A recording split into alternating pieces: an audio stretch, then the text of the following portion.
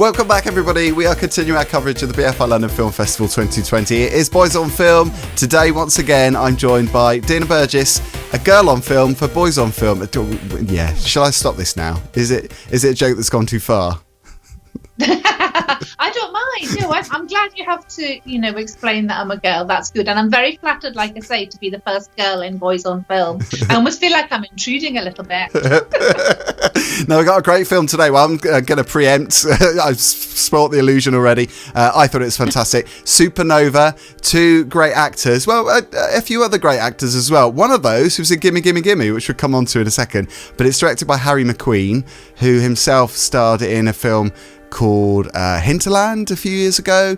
It stars Colin, Firth and Stanley Tucci, two actors which I know you're a fan of, Dina. They're both very versatile actors as well. Yeah. I think the choice of the actors is very deliberate, because we wouldn't normally expect to see these actors in this kind of situation. And I think with the casting, we're obviously going for the whole Hollywood big, the big stars. But at the same time, their performances are so beautifully simplistic that, you get totally immersed in the character. Oh my God. I think that's why it had such an impact on me, because there was a lot of breathing space. Each scene, there was a lot of silence. And I think, that's very real, isn't it? Because I think if you're bombarded by too much dialogue and narrative, I think it can make it seem a bit forced. I mean, right from the beginning, because this film obviously tracks a couple who've been together a long time, and Tusker, who's the Stanley Tucci character, is diagnosed with dementia. I presume probably Alzheimer's, given that he's not that old, early onset. And this is a road trip movie, really. They take their road trip together in their old camper van, which I love, because I love camper vans and tour in the UK. So I was like, oh, that's a service. It's off the... Such a spotter. So right from the beginning, I thought, this is a film that's going to chuck everything at you unashamedly. It's going for the emotion. It's a very emotive subject. The fact that Tusker is actually a writer and he has dementia and his voice is, taken away from him. His words are taken away from him. It's every element of it is going to have you in tears. I mean, you just have to have a box of tissues. Oh my God. I lost it quite a few times. It was like the first time I really lost it was when they were giving a speech with family, and I won't talk about that too much, but that was the first time. That was the kind of moment that really tipped me over the edge. And then, the second half of the movie, obviously you're just so invested in the characters. But they're very different characters though, aren't they? I think that's, again, what made it quite real, because a lot of relationships are like that. You've got the yin and yang.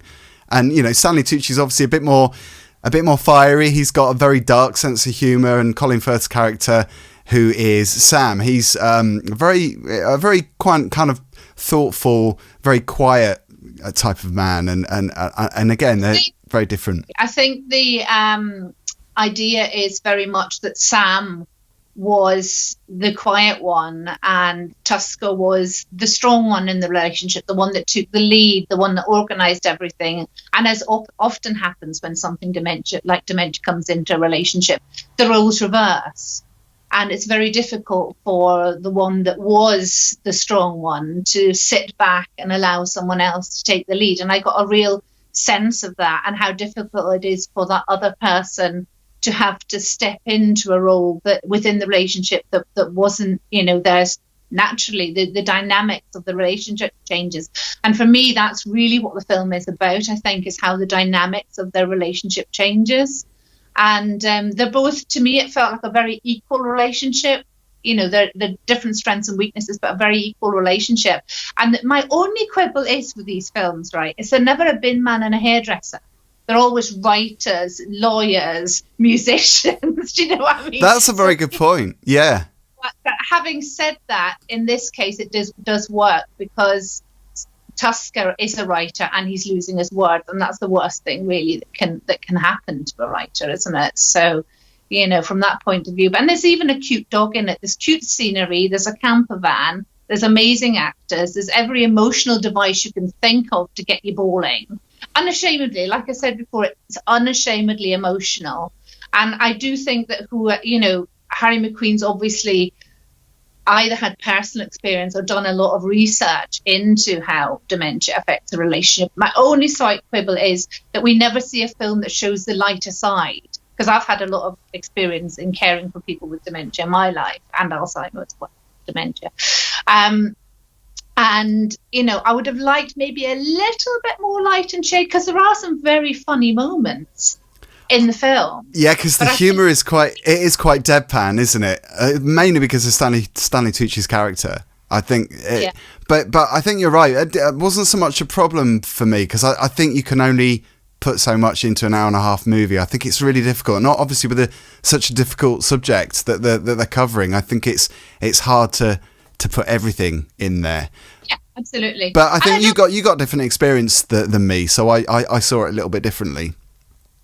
But this wasn't the movie to do that. This is not a movie about dementia. Yeah. This is a movie about a relationship that comes to a certain point. You could take dementia out and put any terminal illness in there and it would work.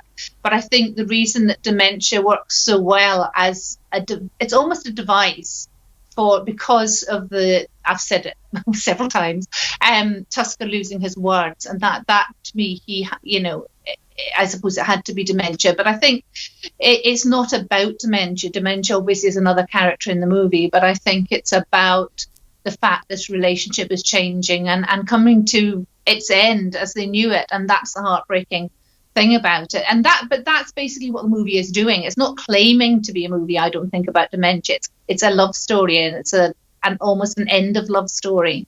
Yeah, because the dementia is the reason for their characters changing and their personalities changing and adapting to that new situation. I think you're absolutely right, because that's how I read it as well. But I was incredibly moved by this. I mean, I haven't actually been moved so much by a movie for a long time, and yeah, it blew me away. Actually, I found it really powerful.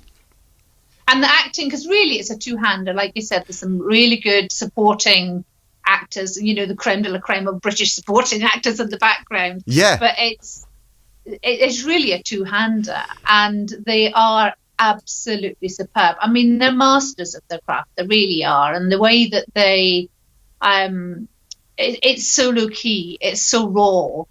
The emotions are all there, but they're also suppressed. But even when they're suppressing their emotions, you're feeling everything with them. And, that shows their talent, really. Yeah, absolutely. And I think you have to really believe in the characters, which I did, because I don't think I would have enjoyed this movie had I had a slight problem with one of the actors. I really liked both their performances, and I think it would have been very different. But Gimme Gimme Gimme, is James Dreyfus, or is it Richard Dreyfus? I always get them confused.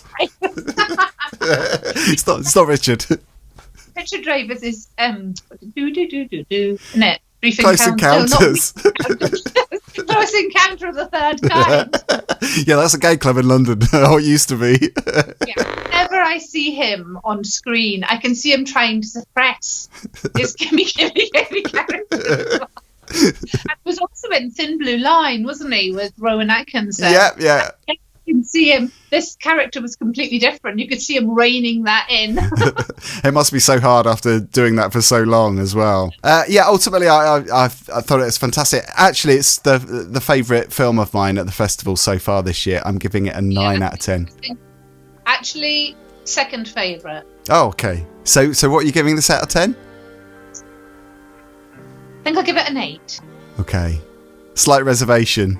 8.5, 8 3/4. Oh, okay, 9. I love your compromise. I'm so easily swayed. Thank you for watching, everybody. Dina, great to see you again. We've got some more stuff coming. I'm sure there's going to be quite a few more in the can as well, because you didn't tell me what you're giving it. Oh, 9 out of 10. Okay, I'll go with your 9 then. See you next time. Thanks for joining us, Dina. Good to see you as always.